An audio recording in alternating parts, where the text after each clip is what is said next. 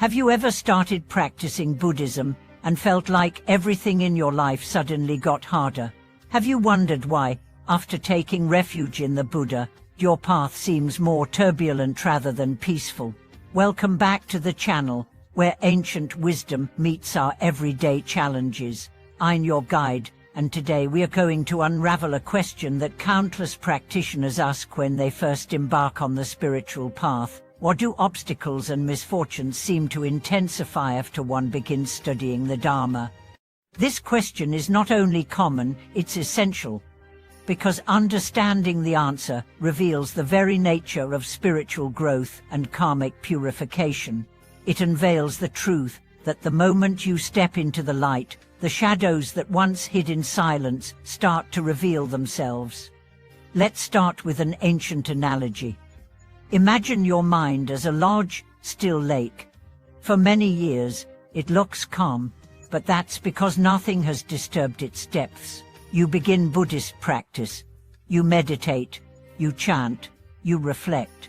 These practices are like a stick that stirs the lake. Suddenly, mud and debris rise to the surface. Was the lake dirty before? Absolutely. But you couldn't see it. Now, the very process of purification has exposed what was hidden. This is the first truth of why adversities arise. They are not new problems, they are old karmas surfacing for resolution. Many great masters have said, when you begin practicing sincerely, your karmic debts will come to you as fast as possible, not to punish, but to liberate. It's like a loan collector realizing you're finally working again. They show up to claim what you owe. But instead of viewing this as misfortune, the wise see it as opportunity, because karmic debt is like a wound. Left untreated, it festers quietly. But when it's opened, cleaned, and healed, it no longer poisons the system. Let me share a story. A young woman had practiced mindfulness for 6 months. Before that, life was chaotic but manageable. But once she began chanting daily, everything seemed to unravel. Her relationship ended, she lost her job. Her health took a sudden turn. She came to her teacher in despair and said, "Why is this happening now? I thought I was doing everything right." The teacher smiled and said, "You are. That's why it's happening. Your old karma can finally move. Your soul is no longer numb. Now you feel everything. But soon, you will also feel the light." And that's exactly what happened. Within a year, she had rebuilt her life from a place of clarity. She didn't just return to who she was, she became someone entirely new. Here's the next insight. The Dharma does not remove pain. It teaches you how to face it with wisdom. Many come to Buddhism hoping for immediate peace. And while peace is indeed a fruit of practice, the root of the tree grows in soil that must first be tilled. That tilling process stirs up discomfort. Imagine going to therapy. The first few sessions might bring tears, anxiety, or anger, not because the therapy is harmful, but because it's working. Spiritual practice is no different. There is also the matter of vows. When you commit to the path, even silently, you are entering into an energetic contract with the universe. You say, "I wish to awaken," or "wish to be free," and the universe responds, "Then let's begin." And how do we begin?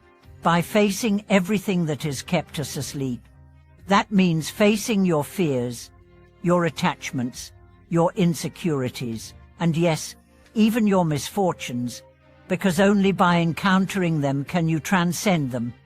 A monk once described it this way: "Before I took vows, I felt strong. After I took vows, I realized how weak I was, but through that realization, I discovered a strength I never knew existed." Buddhism is not about shielding you from life. It's about giving you the tools to meet life head-on. Another key truth: adversity is not a sign of failure. It is often the mark of deepening practice.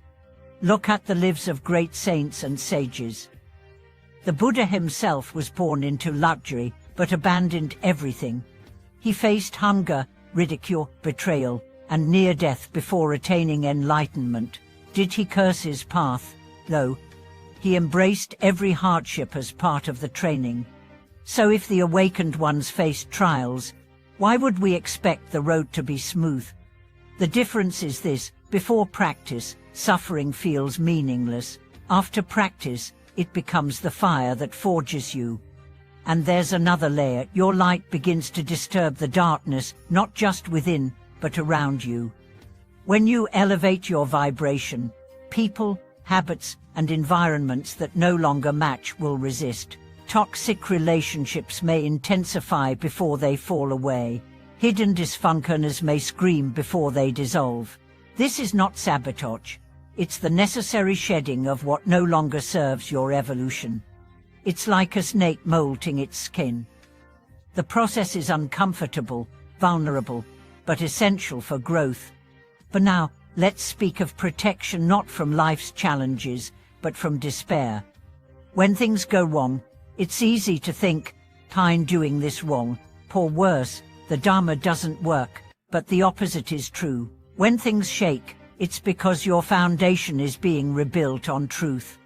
A disciple once asked a teacher, "Why does it hurt more now that I'm awake?" But the teacher replied, "Because numbness is not peace. Awakening brings clarity. And clarity sometimes hurts before it heals." So how should you respond when adversity strikes during practice? First, don't abandon your path. That's like jumping out of a surgery mid-operation. Stay present, trust the process. Second, increase your mindfulness. Observe your reactions, your fears, your judgments. Write about them, talk to a teacher or friend. Bring them into the light. Third, deepen your compassion, not just for others, but for yourself. Remember, you're not being punished. You're being refined.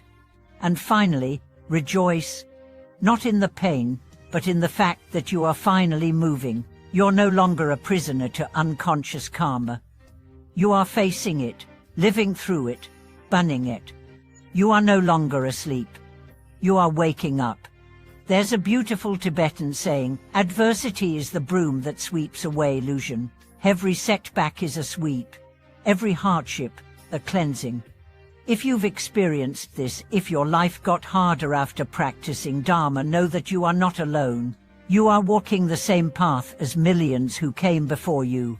And just like them, you too will rise, renewed, transformed. Please share your stories in the comments. Let's build a circle of courage, a sangha of truth.